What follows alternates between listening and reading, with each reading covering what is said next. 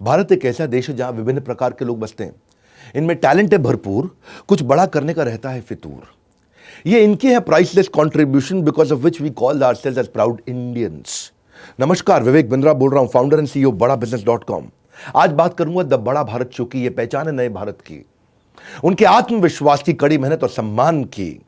Welcome to our show the बड़ा Bharat show, जो कि एक ट्रिब्यूट है इंडियाज ग्लोबल ब्रांड एम्बेसडर, वो भारतीय जिन्होंने भारत को बड़ा भारत बनाया। जिसी कड़ी में आपको मिलवाने जा रहे हैं श्री आनंद कुमार से, जिनका कैम्ब्रिज में एडमिशन हुआ 1994 में। न्यूयॉर्क टाइम्स ने इनकी तारीफ करी, टाइम्स मैगजीन ने इनकी तारीफ करी। 500 बच्चों को IIT में लेके जा चुके हैं। बचपन में चौथी क्लास में जब बच्चे क्रिकेट खेला करते थे, आनंद कुमार उस समय बैठ के रेडियो और ट्रांजिस्टर बनाया करते थे। स्वागत करते हैं श्री आनंद कुमार का द बड़ा भारत शो में। आनंद कुमार जी, आपका बहुत बहुत स्वागत है बड़ा भारत शो में। आपकी सिंप्लिसिटी के विषय में सब लोग जानते हैं। रिक्शे वाले के बच्चे को, हलवाई के बच्चे को, सबको आपने पढ़ाया। पढ़ाने में आपने ऐसा क्या किया जो आपके पढ़ाए रिक्शे वाला बच्चा भी IIT में पहुंच गया, और बाकी जगह हम देख रहे हैं दिल्ली मुंबई में वो रिजल्ट स्कूल कॉलेजेस प्रोड्यूस नहीं कर पा रहे हैं। देखिए, भारत जो आपने बड़ा भारत की परिकल्पना की है, उसमें प्रतिभाओं की कमी नहीं है। बहुत हमने गांव में, देहात में ऐसी प्रतिभाओं को देखा जो धारा के विरुद्ध बहते हुए, हवा का रुख मोड़ते हुए, पत्थर का सीना फोड़कर दिखा सकते हैं कि भारत सच में बड़ा भारत है। लेकिन जरूरत इस बात की कि ऐसे प्रतिभाओं को सिर्फ एक प्रश्रय देना होता है, एक उनको रास्ता दिखाना होता है, उनमें उत्साह भरना होता है, जो काम आप भी कर रहे हैं और ना जाने कितने लोगों की जिंदगियां बदल दी आपने भी। तो इस तरह से मैंने भी बच्चों को, उनको पढ़ाने का, उनको समझाने का, उनमें एक उम्मीद जगाने का काम किया, उसमें ये बताने का काम किया कि तुम भी 5 स्टार होटलों जैसे जो बड़े बड़े स्कूल्स हैं उनमें पढ़ने वाले बच्चों को तुम भी परास्त कर सकते हो। बस ये उम्मीद जगाने की जरूरत। वैसे तो कहा जाता है कि convert your anger into resolution, अपने गुस्से को एक संकल्प में बदल देना चाहिए। आप बड़े शांत स्वभाव के व्यक्ति हैं। फिल्मों में तो ऋतिक रोशन के रोल से दिखाई पड़ा ऐसा कि जैसे थोड़े मिठास भी है जीवन में, थोड़ा जोवियल भी हैं, लेकिन कभी इस तपस्या के दौरान आपको गुस्सा भी आया? अब बहुत बार गुस्सा आया, बहुत बार बिना मेरी गलती के लोगों ने दबाने का प्रयास किया। लोगों ने प्रयास किया कि इसकी जो यात्रा है उसको समाप्त कर दो, इसको बदनाम कर दो, इस पर हमले कराओ, इसको बदनाम करो। बहुत बार ऐसे आता है, लेकिन बाद में तो यही लगता है कि हमारे पिताजी बोलते थे कि गुस्सा मत करना बेटा, इसको पॉजिटिव लेना, क्योंकि तुम्हारे लाइफ में जितनी समस्याएं आएंगी, सफलता की ऊंचाई उतनी बड़ी होगी। जितना बड़ा विलेन आएगा उतना बड़ा तुम हीरो बनोगे। तो इसी सिद्धांत को मानकर मैंने गुस्सा को दबा के पॉजिटिव काम करने का प्रयास किया। हाँ, ठीक बात है। मैंने आपका एक डायलॉग सुना था जहाँ बोले कि भाई इन्होंने, बड़े बड़े लोगों ने अपनी सड़कें तो मखमली बना दी और हमारी सड़क में गड्ढा डाल दिया, पर वो गड्ढे ने हमको छलांग मारने का प्रैक्टिस करा, सिखा दिया हमको कि भाई छलांग भी आप मार सकते हैं। मैं सच्चाई के रास्ते पे चलते चलते, जहाँ आपने सच्चाई के रास्ते पे इतनी मेहनत तपस्या करी, कभी झूठ का भी सहारा लेना पड़ा आपको? लेना पड़ता है, क्योंकि आपको अगर सच्चाई के रास्ते पर चलिए तो कभी कभी कोई ऐसा जरूरतमंद व्यक्ति है जिसमें कम प्रतिभा है, जिसमें विश्वास कम है, तो उसके साथ झूठ भी बोलना पड़ता है, उसको झूठी उम्मीद दिलानी पड़ती है, उसको झूठी कहानियां भी सुनानी पड़ती है। लेकिन उस झूठ का बहुत बड़ा फायदा मिलता है, उसमें चेंज आता है और वही झूठ बाद में सत्य में परिवर्तित हो जाता है। तो इसलिए मैं मानता हूं कि वैसे झूठ जिससे किसी की जिंदगियां बदले, जिससे किसी का फायदा हो, बोलना चाहिए। आपने बोला जिंदगी बदले, फ़ायदा हो, बोलना चाहिए, यानी कि बड़े पर्पस के लिए आपने उसका सहारा लिया, लोगों को आपने फ़ायदा पहुंचाया, उनकी ज़िंदगी बदली, अब सब जानते हैं, इसमें कोई शक की बात नहीं है।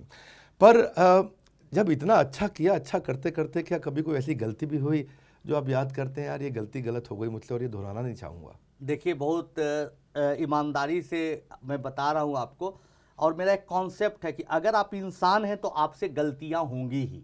एक नहीं, बहुत सारी गलतियाँ मुझसे हुई, लेकिन हर गलती को मैंने स्वीकार करते हुए उसको सुधार का प्रयास किया, उसकी पुनरावृत्ति न हो, दोबारा गलती न हो। और कई बार मैंने गलतियों के लिए छोटे बच्चे से भी माफ़ी मांगी कि भाई मुझे माफ़ कर दो, गलती हो गई। और मैं, विवेक भाई, इस बात को मानता हूं कि जो इंसान हमेशा अपने आप को सही समझता है, गलत नहीं समझता है, अपनी गलतियों को स्वीकार नहीं करता है, वो कभी कुछ बड़ा नहीं कर सकता है। इसलिए अपनी गलतियों को पहचानने की क्षमता भी होनी चाहिए, क्षमा मांगने का एक ताकत भी होनी चाहिए, ऐसा मैं मानता हूँ। बहुत सुंदर, बहुत।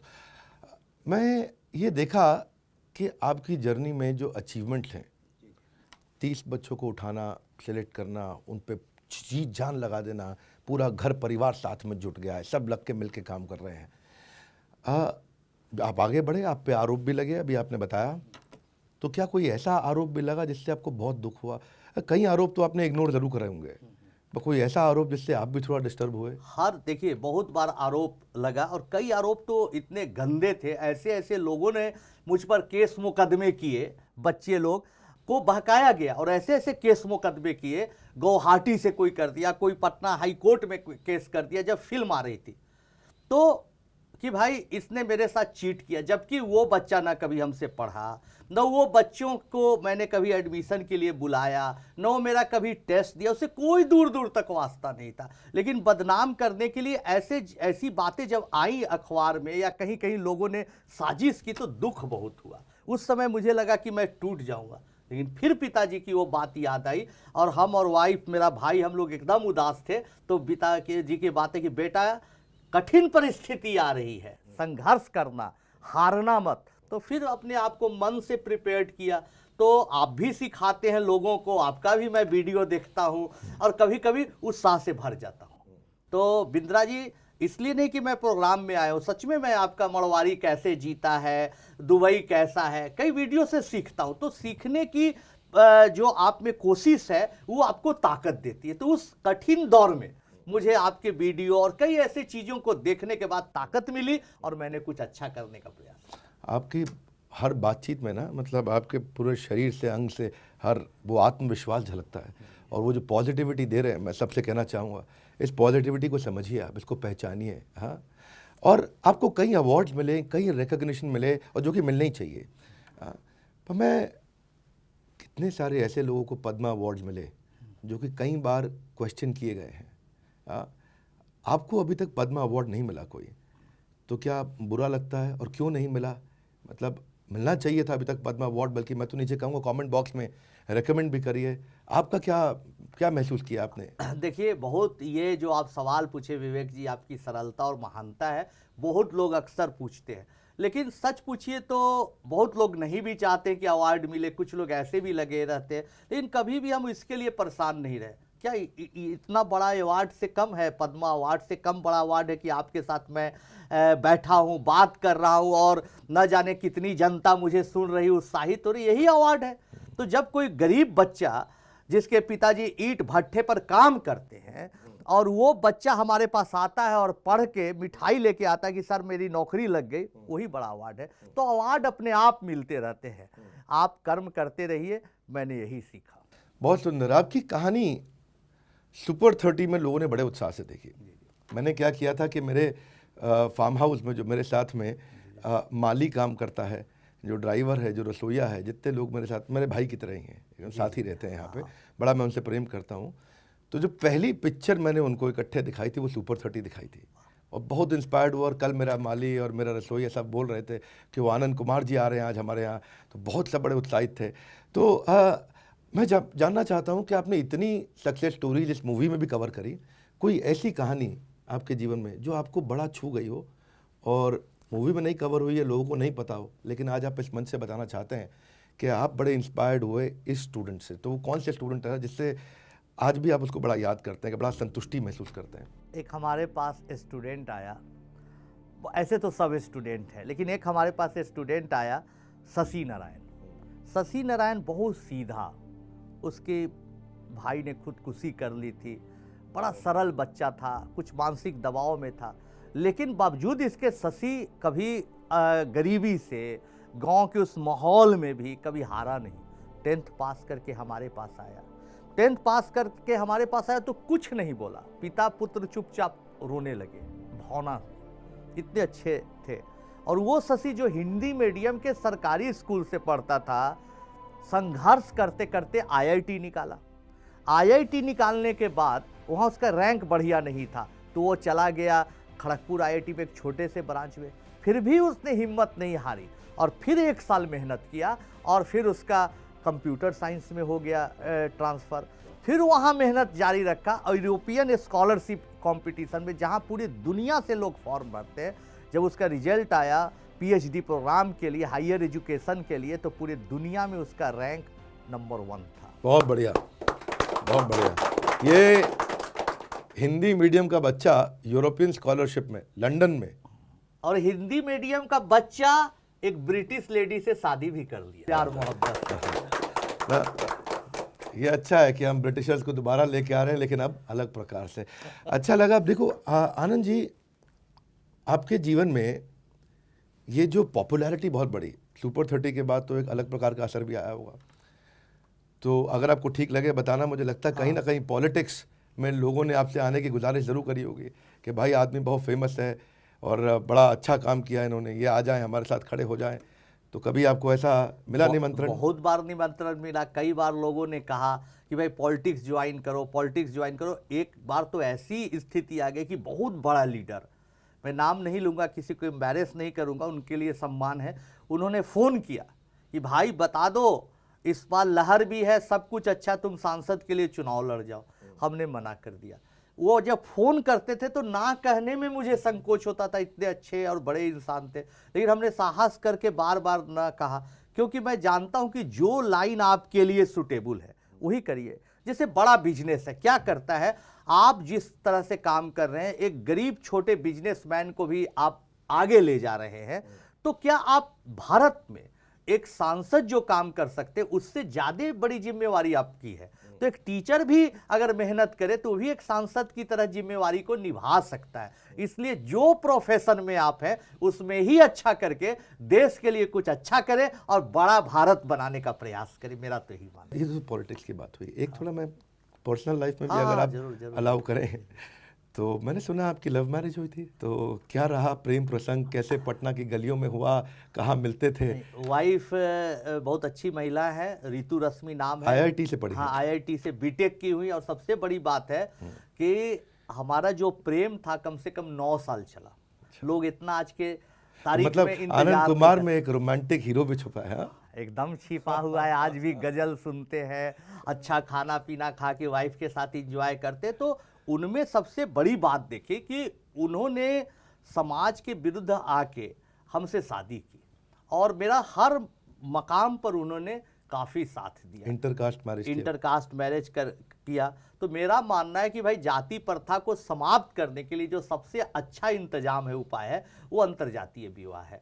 तो अपना हर कुछ भूल के अगर आपको किसी से प्रेम है, कोई आपके लायक है, तो जरूर शादी करिए।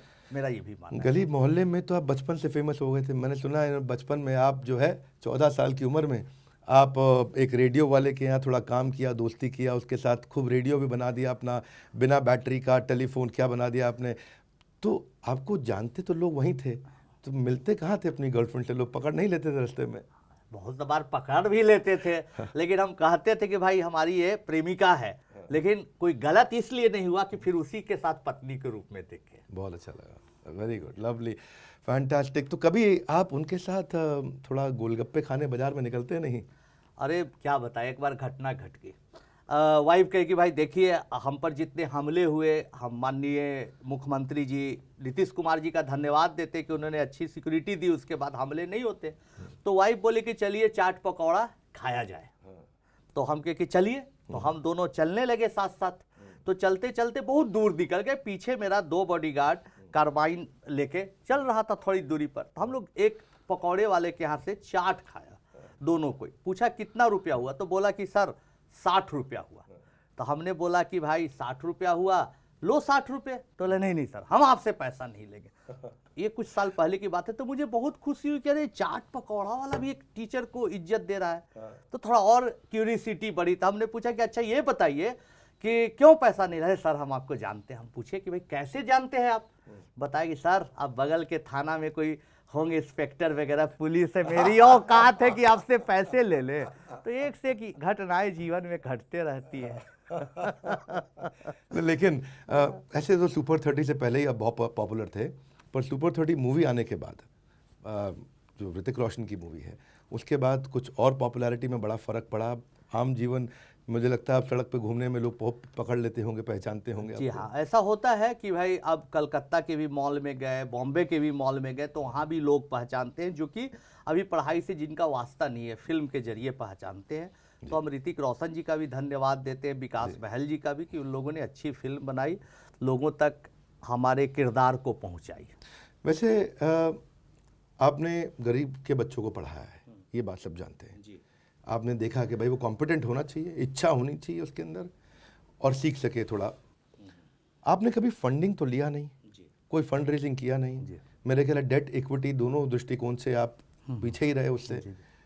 तो कभी पैसे की कमी होती है तो कैसे इंतजाम करते हैं? नहीं, मैं अपने भाई प्रणव का बहुत शुक्रगुजार हूँ। मेरा भाई इसलिए ज़्यादा मैं नहीं बोलूँगा, लेकिन जब भी पैसे की कमी हुई तो कहीं ना कहीं से कुछ ट्यूशन का इंतजाम करके या कुछ करके उसने जुगाड़ पानी किया और पैसा लाया ताकि ये प्रोग्राम रुक ना पाए। तो इसमें मेरा भाई प्रणव का अगर सहयोग नहीं रहता तो शायद ये प्रोग्राम इतना नहीं चला। आप सबसे तो मैं कहूँगा इनके भाई प्रणव को भी आप बधाई दीजिए, धन्यवाद करिए, क्योंकि क्या पूरा परिवार इनका साथ में लगा रहा है। पर मैं एक बात जानना चाहता हूँ, इतने स्कूल हैं, इतने कॉलेज हैं, सब पढ़ाते हैं, सबके पढ़ाने का एक अपना तरीका है। आज थोड़ा ज़माना बदल गया, आज माइक्रो एंटरटेनमेंट का ज़माना आ गया। टिकटॉक ने एक सर्वे किया था, उनका सर्वे कहता है कि वीडियो 20 सेकंड के अंदर हो तो बहुत चलेगा, 20 सेकंड के ऊपर नहीं होना चाहिए, यानी कि माइक्रो एंटरटेनमेंट। वो समय नहीं रहा कि वो बकरा किश्तों पे और लंबा लंबा वीडियो आता था, अब तो 20 सेकंड में हंसा दो भाई तो मानेंगे आपको। तो ऐसे माहौल में पढ़ाई जैसा बोरिंग सब्जेक्ट, और वो भी मैथमेटिक्स, और वो भी इंजीनियरिंग की पढ़ाई कराना, तो आप ऐसा क्या करते हैं कि हलवाई का बच्चा और रिक्शा वाला का बच्चा भी पढ़ जाता है, मतलब वो भी सीख जाता है, डिस्ट्रैक्शन नहीं होने देते हैं? नहीं, बहुत बड़ी बात है, सबसे बड़ी बात है। एक बात मैं बताना चाहूँगा कि कभी हवाई जहाज़ से यात्रा कर रहे हैं तो कोई स्टूडेंट मिला तो वो पैर छूता है, प्रणाम सर, आपने तो मुझे ज़िंदगी मेरी बदल दी। तो हमने कहा बहुत अच्छा लगता है कि भाई बहुत अच्छा। अभी मैं पटना से इसका प्रोग्राम के लिए आ रहा था तो एक बच्चा मुझे मिला और मेरा पैर छुआ कि सर मेरा नाम विपिन सलोना है और मैं गो एयर में अभी हेड कर रहा हूँ इंजीनियरिंग सेक्शन को पटना में। तो एक और बच्चा मिल गया, प्रणव प्रिंस, जो अभी दुबई में काम कर रहा है, सुपर 30 2008 का बैच। तो अच्छा लगता है, लेकिन बहुत अच्छा लगता है जब कोई बच्चा मिलता है और ये नहीं बोलता कि मेरी ज़िंदगी बदल दी, बोलता कि आहा क्या आपने ग्राफ पढ़ाया, कैलकुलस का सवाल बिना कलम उठाए बताया, मज़ा आ जाता है। तो मत कलम उठाओ, मन में ही सवाल बनाओ। तो है ना कि मत कलम उठाओ, मन में ही सवाल बनाओ और थोड़ा मुस्कुराओ। जो कॉन्सेप्ट है उसको हम लाने का प्रयास किए कि भाई थोड़ा थोड़ा मुस्कुराओ, देखो, सवाल को समझो, उसके गहराई को समझो। तो पढ़ाने के लिए हमने बेसिक से लेके गए कि अगर कोई बच्चा हमारे पास आता है तो हम देखते कि वो कहाँ तक है, यहाँ है, तो यहाँ से फिर धीरे धीरे उसको उठाने का प्रयास करते हैं, उसका हाउ एंड वाई चीज़ों का बताते हैं। ये मैंने सुना, हाउ एंड वाई पे बहुत फोकस करते हैं, एक सवाल को अलग अलग प्रकार से समझाते हैं। जैसे आप बिजनेस पढ़ाते हैं लोगों को तो लोग पैसे दे के आते हैं और बाद में फायदा बताते हैं। समझ लीजिए मेरे साथ भी कुछ ऐसा है कि मैथ पढ़ाने में उनको बांधने का प्रयास करते हैं। तो जनता जो है, जो हमारा स्टूडेंट है, ऑडियंस है, वो बंधा हुआ रहे, एक शिक्षक का सबसे बड़ा ये काम है।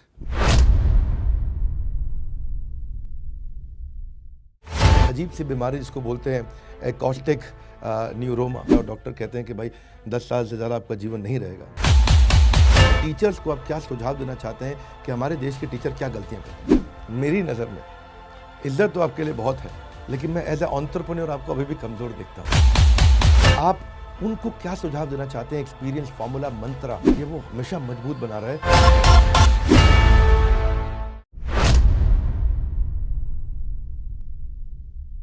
12 साल की उम्र से मैं आपके बारे में थोड़ा पढ़ा, समझा, अपनी टीम से भी चर्चा में कर रहा था, तो वो भी आपके बारे में काफ़ी बताया उन्होंने। तो बचपन में मैंने एक जगह महसूस किया कि आपके मास्टर जी ने शिकायत भी करी पिता से कि यार ये गणित में लड़का ठीक नहीं है, पास हो जाए बहुत मुश्किल लग रहा है। और बाद में जो है आपका गणित के ही आप सुपर स्पेशलिस्ट भी बने, और एक जगह कोई टीचर जी थे, ऐसे एक मास्टर जी थे जिनको आपने कोई अलग प्रकार से बड़ा उत्तर दे करके दिखाया था। तो मैं थोड़ा वो जानना चाहता हूँ कि मैंने बहुत अच्छा सवाल पूछा। देखिए दोस्तों, दरअसल में ऐसी बात है कि जहाँ अभी बड़ा बिजनेस भी सिखाता है आपको कि आप जीवन में एक लिस्ट बनाइए कि आप कहाँ, आपका वीकनेस क्या क्या, उसी पर सबसे ज़्यादा फोकस करिए। मैंने आपके वीडियो में देखा, और कई चीज़ें लाइफ में ऐसी होती है विवेक जी कि आप कुछ कर रहे हैं, हम कुछ कर रहे हैं, आनंद महिंद्रा साहब कुछ कर रहे हैं, कोई और सक्सेसफुल इंसान कुछ कर रहा है, तो कई चीज़ें जाने अनजाने में कॉमन होती हैं। तो बाद में पता चलता है कि अरे विवेक जी जो पढ़ा रहे हैं, सिखा रहे हो, तो मैं शुरू से कर रहा हूँ। ऐसी चीज़ें होती है, मैंने इसको नोटिस किया। तो जो आप अभी बात बोल रहे हैं कि जब जैसे मेरा बचपन से शौक था कि वैज्ञानिक बनूं, तो तरह तरह का प्रयोग करता था, एक्सपेरिमेंट करता था, उसमें धीरे धीरे समय बर्बाद होने लगा, टाइम लॉस होने लगा। तो और भी सब्जेक्ट तो आसान था, पढ़ के 2-4-5 दिन भी मैनेज कर लेता था, लेकिन मैथमेटिक्स एक ऐसा सब्जेक्ट है, उसके लिए एकदम डिटेल में जाना पड़ता, उसके डेप्थ में जाना पड़ता, प्रैक्टिस करना पड़ता जी। तो वो मेरा कमजोर हो रहा था काफ़ी। तो जब उसमें मुश्किल से जब मैं किसी तरह से पास हुआ, तो उस समय लगा कि मुझे कुछ करना चाहिए। हमारे फादर एक सर्वेश बाबू हमारे स्कूल टीचर थे, उनके यहाँ ट्यूशन के लिए ले गए। 5 दिन पढ़ाने के बाद सर्वेश बाबू ने बोला कि अरे ये तो 10th में पहुंच गया, 9th का भी इसका बेस अभी ठीक नहीं है, आप अच्छा होगा कि बेटा को ITI या कहीं मैकेनिक का कोर्स करवा दीजिए या अपने पोस्ट ऑफिस में नौकरी दिला दीजिए। तो पिताजी थोड़ा उदास हो गए, उनके चेहरे पर उदासी देख के मुझसे बर्दाश्त नहीं हुआ। अब मैंने प्रण लिया कि जो मेरा सबसे कमजोर सब्जेक्ट है उसमें पूरी ताकत लगाऊंगा, और मैंने सेल्फ स्टडी स्टार्ट किया। शुरू से पढ़ा, 8वीं कक्षा की किताबों को 9वीं कक्षा की किताबों से करते करते 10वीं में आए। और हमारे सामने मकान के एक रहते थे संजीव पाठक जी, हमसे 4-5 साल सीनियर, उनसे कुछ कुछ सीखता था, पूछता था। आज भी मैं उनका आभार व्यक्त करता हूँ। तो एक बार रात में उन्होंने एक ऐसा चैलेंजिंग प्रॉब्लम दिया कि कोई नहीं उसको बना पाता था। रात में 1:30 बजे सॉल्व हो गया। उन्होंने 10 बजे 9 बजे रात में दिया, लगभग 9 बजे, और 1:30-2 बजे सॉल्व हो गया। इतना एक्साइटमेंट था कि मैं उनकी चारदीवारी को फान कर उनके पास ले जाके दिखाया। रात 1:30 बजे, 1:30-2 बजे की रात की बात है। तो ये होता है, एक्साइटमेंट बाद होता में है। मैंने सुना आप 10वीं में बच्चों को फिर ट्यूशन खुद भी पढ़ाने लगे थे। हाँ, फिर धीरे धीरे मैथमेटिक्स से इतना प्यार हो गया कि फिर बच्चों को पढ़ाने लगे। तो मेरे कहने का मतलब है कि जो आपका वीक पॉइंट है उससे कभी डरिए नहीं, उससे दोस्ती करिए, समझिए, कारण पता करिए कि क्या कमजोरी है, और मेहनत और संघर्ष करके उसको दूर करने का प्रयास करिए। आपको तो मैथमेटिक्स से प्यार हो गया। मेरा पर्सनल लाइफ में, वैसा मैं कभी ऑन कैमरा बोला नहीं, मैं मैथमेटिक्स से बहुत परेशान था, इतना कि डिफरेंशिएशन इंटीग्रेशन मेरा ज़िंदगी खा गया। वो 32 नंबर का पेपर, मेरा 4 सब्जेक्ट में मैं जितना पढ़ा उतना टाइम अकेला वो 32 नंबर मेरे लिए ले जाता था। पर बात सही है कि प्रैक्टिस होनी चाहिए, और मैंने सुना आपके पिताजी भी बोले कि अगर परिवर्तन लाना चाहते हो तो एक ही हथियार है, वो है एजुकेशन। कि आज तुम्हारे पास आनंद जो है टीन का संदूक है और उसके पास एल्युमिनियम का है।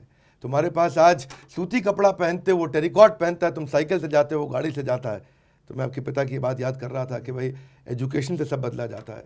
तो ये कब की बात थी, और क्या मतलब इससे आपके पिता का मैं महसूस करता हूँ बड़ा प्रभाव रहा आप पे? अरे बहुत प्रभाव रहा। जब मैं बच्चा था तो एक अच्छे स्कूल में मेरा एडमिशन हुआ, लेकिन वो स्कूल क्लास 2 तक ही था।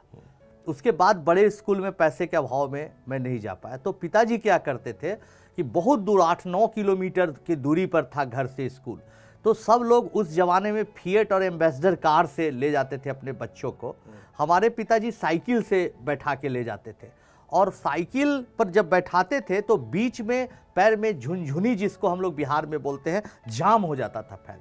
तो पिताजी को हम बोलते थे, पिताजी अब पैर जाम हो रहा है, तो फिर नीचे उतारते थे, थोड़ा चलाते थे, फिर ख़त्म होता था तो बैठाते थे। और मैं बोलते बहुत इमोशनल हो रहा हूँ कि वो गाना सुनाते थे, भर रास्ते गाते हुए कुछ न कुछ गाना सुनाते थे। क्या तो गाना उस सुनाते थे? गाना उनका फेवरेट था कि रुक जाना नहीं तुम तुम हार के।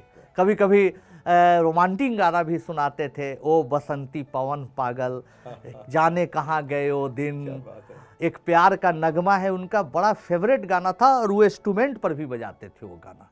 तो बहुत मेरा प्रभाव रहा, और वो ही सिखाते थे कि बेटा देख यहाँ बड़े बड़े लोग हैं, लेकिन ये लोगों से निकलने का आगे एक ही तरीका है, वो मेहनत। 2 चीज़ बेटा अगर तुम्हारे जीवन में आ गया, कोई तुमको हरा नहीं सकता है, एक हार्ड लेबर, एक गुड बिहेवियर। कभी बिहेवियर खराब मत करता। झुके रहना, प्रणाम करना सब लोगों को। और पिताजी एक संस्कृत का श्लोक हमेशा बोलते थे, मधुरम वचनम किम दरिद्रम। वाह। इसलिए हमेशा मधुर बात बोलो, किसी का दिल मत दुखाओ। तो ये पिताजी से ही सीखा। आनंद जी, ये इतने संघर्षों से अब निकल के 2014 आ गया।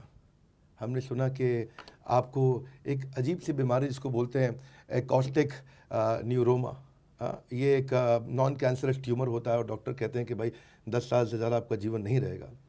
और पर आपका उत्साह देख करके, आपका चेहरे की मुस्कुराहट देख के, आपकी एनर्जी देख के कुछ अलग ही प्रतीत होता है। कैसा महसूस हुआ उसको देख के और कैसे निपट रहे हैं, और आज सेहत कैसी है? नहीं, बहुत अच्छी सेहत है। दरअसल में क्या हुआ कि 2014 में जब इसी दिल्ली शहर में मैं इलाज के लिए आया था, पटना में पता नहीं चल रहा था कि क्यों आवाज़ कम आ रही है दाहिने कान से, सुनाई कम दे रही है। तो जब मैं आया तो राम मनोहर लोहिया अस्पताल में पहली बार एक डॉक्टर ने कहा कि भाई आपको एक ट्यूमर है ब्रेन में। तो मैं बहुत डर गया था और कहा कि 10 साल तो आपको कुछ नहीं होगा, उसके बाद का भरोसा नहीं। फिर मैं गया हिंदुजा अस्पताल में, वहाँ एक अच्छे डॉक्टर मिले, मिश्रा जी, बीके मिश्रा साहब, मैं उनका धन्यवाद देता हूँ। उन्होंने अच्छे से ट्रीटमेंट किया और अभी चीज़ें अंडर कंट्रोल हैं।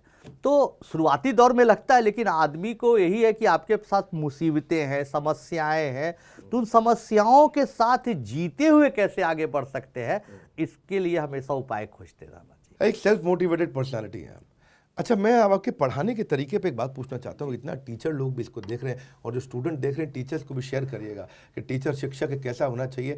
शिक्षक के आज इस जीवन को, जो उनकी जो पर्सनालिटी और जो रुतबा होना चाहिए था, जो चाणक्य पंडित ने इस्टेब्लिश किया चंद्रगुप्त मौर्य को खड़ा करते हुए, वो आज कहीं दबा हुआ महसूस हुआ और उसको वापस आपने उठाया। मैं आपको इसका श्रेय देना चाहता हूँ।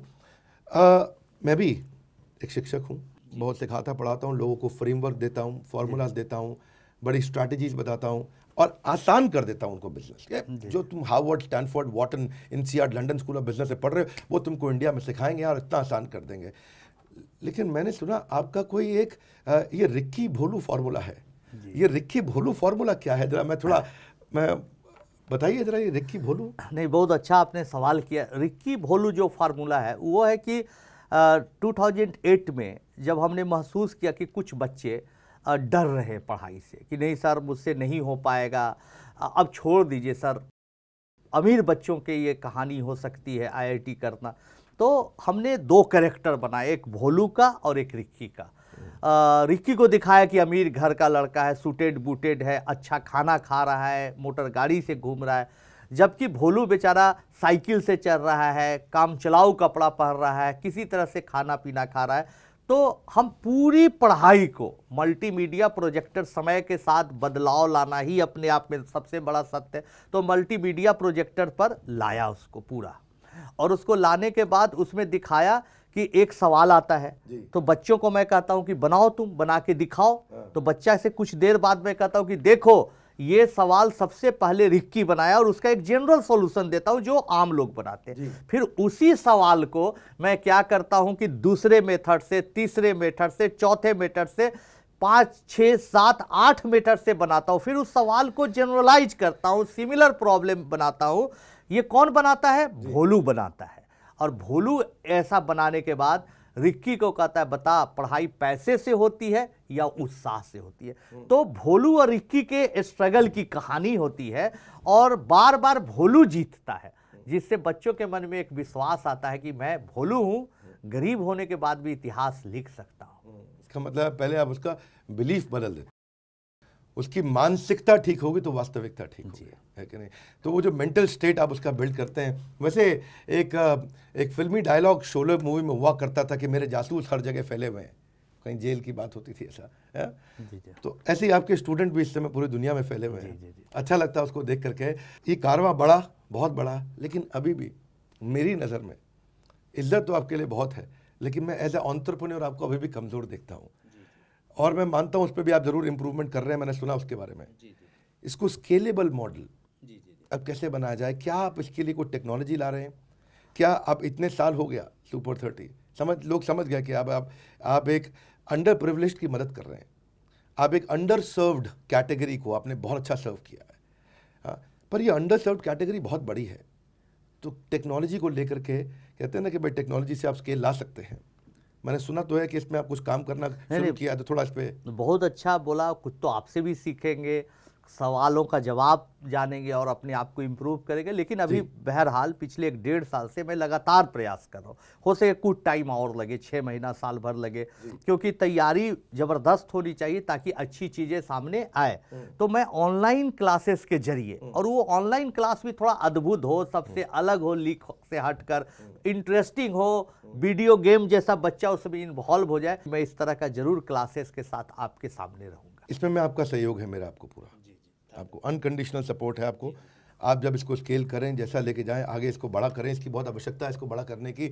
और आपने इसमें जो टेक्नोलॉजी का जो रोल है और जो डिजिटली एक्सपैंड करने का रोल है, जो गेमिफिकेशन का रोल है, उसमें हम आपको हमेशा सपोर्ट करेंगे। वैसे आजकल कोविड का टाइम चल रहा है, तो अब तो आपकी क्लासेस भी कम हो रही होंगी, तो आप कुछ ट्रैवल कर पा रहे हैं इस समय आजकल? इसी फ्यूचर प्लान पे लगे हैं या कोई और नहीं, प्रोजेक्ट अभी कर रहे हैं? इसी फ्यूचर प्लान पर लगे हुए, इसको सीख रहे, चीज़ों को समझ रहे हैं, उसका एक क्या बोले पायलट प्रोजेक्ट छोटा छोटा कर रहे हैं। पिछले साल कोविड में हमने ओमान में, कतर में 2 जगहों पर बच्चों को पढ़ाया ऑनलाइन, और बहुत बच्चों ने अप्रिसिएट किया। तो मैं सोचता हूँ कि इसको और भी बड़ा किया जा सकता है। अच्छा, सुपर 30 के दौरान ऐसे तो आप शिक्षक हैं, मुझे लगता है ऋतिक रोशन भी आपके स्टूडेंट बने, आपको उन्होंने काफ़ी क्लोजली ऑब्जर्व किया। बहुत मेहनती एक्टर है वो, बहुत बहुत मेहनत करते हैं, और वो आपके नज़दीक आने के लिए, आपके पर्सोना को अडेप्ट करने के लिए उन्होंने बहुत मेहनत, बहुत प्रयास किया। So as a teacher you are certainly excellent, मतलब यू आर सर्टनली मतलब आउटस्टैंडिंग। मेरा आपसे एक सीधा प्रश्न है, आज एजुकेशन सिस्टम में क्या कमी है, और टीचर्स को आप क्या सुझाव देना चाहते हैं कि हमारे देश के टीचर क्या गलतियां कर रहे हैं? देखिए, बहुत सारे टीचर हैं जो बहुत अच्छा काम कर रहे हैं, पहले तो मैं उनको धन्यवाद देना चाह रहा हूँ। लेकिन अभी ज़रूरत है कि ज़्यादा से ज़्यादा टीचर्स पूरे डेडिकेशन के साथ बच्चों को पढ़ाएं, क्योंकि सबसे पहली बात कि वो अपनी जिम्मेवारी को समझे, अपनी भूमिका को समझे कि वो देश का निर्माण कर रहे हैं, उन बच्चों को पढ़ा रहे हैं जो आने वाला देश का भविष्य है, बड़ा भारत का वो सपना है। तो पहली बात तो ये। दूसरी बात, हर सब्जेक्ट को कहानियों में ढालकर, उसको इंटरेस्टिंग बनाकर, उसका हाउ एंड व्हाई बनाकर बच्चों को पढ़ाए, और कभी बच्चों को ऐसा फील ना होना दे कि एक शिक्षक है वो एक किसी भय पैदा कर रहा है, बल्कि उसको लगे कि मेरा दोस्त है, हंस रहा है, गा रहा है, मुस्कुरा रहा है, हंसी मजाक कर रहा है। कभी कभी हम बच्चों को अचानक खड़ा कर देते कि बताओ एक सवाल, बच्चा उठ जाता है, बोलता है क्या सर, हम अपने शादी में बुलाओगे कि नहीं मुझे, बस वो हंसने लगता है। तो ऐसे करके बच्चों को हंसाते, खिलाते, पिलाते पढ़ाना, क्योंकि आप बहुत अच्छा काम कर रहे हैं। तो अगर आपके मन में भावना आएगी तो आप पढ़ेंगे नए नया टेक्नोलॉजी। हम लोग चाइनीज़ किताब पढ़ते हैं, रसियन किताब पढ़ते हैं, रसियन लैंग्वेज में, कोरियन लैंग्वेज में, जैपनीज लैंग्वेज में भी किताब पढ़ते हैं, क्योंकि उसमें मैथमेटिक्स समझते हैं, थोड़ा बहुत गूगल ट्रांसलेट पर जाते हैं। तो आपको नए टेक्नोलॉजी, नई किताबें, नए देश में क्या हो रहा है, नई नई चीज़ें क्या हो रही है, ये सब चीज़ों को लेकर जब आप करेंगे तो बच्चा आपका फ़ैन हो जाएगा। बहुत सुंदर। टीचर्स के लिए आपने अच्छा सुझाव दिया। फ्रेंड फिलोसोफर गाइड बनिए, उनके साथ मिलकर उनको इन्वॉल्व करिए, इन्फॉर्म मत करिए। स्टूडेंट्स कभी कभी हार मान जाते हैं, सुविधाओं का अभाव होता है। आप उनको क्या सुझाव देना चाहते हैं, एक्सपीरियंस, फॉर्मूला, मंत्रा, कि वो हमेशा मजबूत बना रहे? क्यों और ऐसे आनंद कुमार आगे नहीं आ रहे हैं? क्या आपका एक चीज़ वो करें जो उनकी लाइफ में जे कर्व ला सकता है? स्टूडेंट्स को एक आपका इंपॉर्टेंट मैसेज। बहुत अच्छा सवाल आपने पूछा है, दिल खुश कर देने वाला। देखिए दोस्तों, सिर्फ आप एक ही काम करें, अपना हिम्मत न तोड़े, धैर्य बनाए रखें। कठिनाइयां आएंगी, मुसीबतें आएंगी, लेकिन फिर भी आप धैर्य बनाइए। लगेगा कि सब कुछ अंधेरा है, अब जीवन में कुछ नहीं बचा, अब मेरा सब कुछ तबाह हो चुका है, लेकिन याद रखना दोस्तों, जीवन में जितनी रात गहरी होती है, अंधेरी होती है, आप सवेरा के उतने करीब होते हैं। इस भाव से पढ़ के देखिए, इस भाव से कुछ करके देखिए, सफलता जरूर मिलेगी और आने वाला कल आप ही का होगा। आनंद कुमार जी, आप एक रियल मोटिवेशनल स्पीकर हैं, और मुझे बहुत आनंद आया, और मैं जानता हूं उस बात को कि लोगों के आप जब कमेंट्स आकर के पढ़ेंगे, लिखिएगा, आनंद जी से बात करिएगा, आपसे मैं आपको कमेंट शेयर करूंगा। आप देखिएगा कि इतना आनंद सबको आया। अंत में मैं ये कहना चाहता हूं, जो आपके पिता आपको सिखाया करते थे कि रुक जाना नहीं तू कहीं हार के, कांटों पे चलकर मिलेंगे साए बहार के। हमें पता है आप नहीं हारेंगे, आप नहीं रुकेंगे, भारत का नाम और ऊंचा करेंगे। आप एक ग्लोबल एम्बेसडर हैं हमारे देश भारत के, सुपर 30 के आनंद कुमार। और ऐसी कई कहानियां जो भारत को संपूर्ण बनाती हैं, जिसने भारत को बड़ा भारत बनाया, कभी हार ना मानने की आदत ही आपको एक दिन जीत का बड़ा कारण बनाती है। जब हौसले बना लिए ऊंची उड़ान का, तो फिर देखना फिजूल है कद उस आसमान का। इस सोच के साथ मिलेंगे हम आपसे अगली नई पावरफुल पर्सनालिटी के साथ। अभी आपके लिए 2 प्रार्थना मेरी। पहला, बताएं नीचे आपने 3 लेसन क्या सीखे आज आनंद कुमार जी से कमेंट बॉक्स में, और उनको आप क्या कहना चाहेंगे। और दूसरा, यह भी बताएं कि अगले एपिसोड में आप किससे मिलना चाहते हैं, वो कौन शख्सियत है जिसने आप पे बहुत प्रभाव डाला है। नीचे हमारे को कमेंट बॉक्स में बताइए, जिस पर सबसे ज्यादा वोट आएंगे। आज कम से कम इतना तो हमारे चैनल की क्रेडिबिलिटी है कि हम उनको इनवाइट करें, आपके बारे में आपकी इच्छा पूरी करने के लिए लोग आना पसंद करते हैं और आपको आकर के मैसेज देंगे, क्योंकि ये वो शो है जिसने भारत को, जहां उन लोगों ने जिन्होंने भारत को बड़ा भारत बनाया। इस वीडियो को शेयर करिएगा, यकीन मानिए ऐसी इंस्पिरेशनल स्टोरीज आनंद जी की, और हमारे साथ जुड़े रहने के लिए, हर बार इन वीडियोस को आके वापस देखने के लिए, वर्ल्ड का नंबर 1 एंटरप्रेन्योरियल यूट्यूब चैनल बनाने के लिए आप सबका हृदय की गहराई से प्रेम पूर्वक बहुत बहुत धन्यवाद। आप एक बच्चा होते हुए इतना बड़ा हीरो बने। कभी कभी टीचर्स को ऐसा लगता है यार ये तो मुझसे भी ज़्यादा जानता है, इसके सामने टीचर ही बोलने में घबरा जाता है। मैं सोचा कि आदमी इंटेलिजेंट जन्म से होता है कि कर्म से होता है। कभी आपको लगता है कि आगे चल के पॉलिटिशियन भी बनूंगा और देश को बदलूंगा? 5-6 साल के थे, 4 साल के थे, 3 साल के थे, तब तो आप टेलीविजन पे बहुत आए, पर कई सालों से आप थोड़ा हिडन हो गए। कहाँ बिजी थे आप इतने समय तक?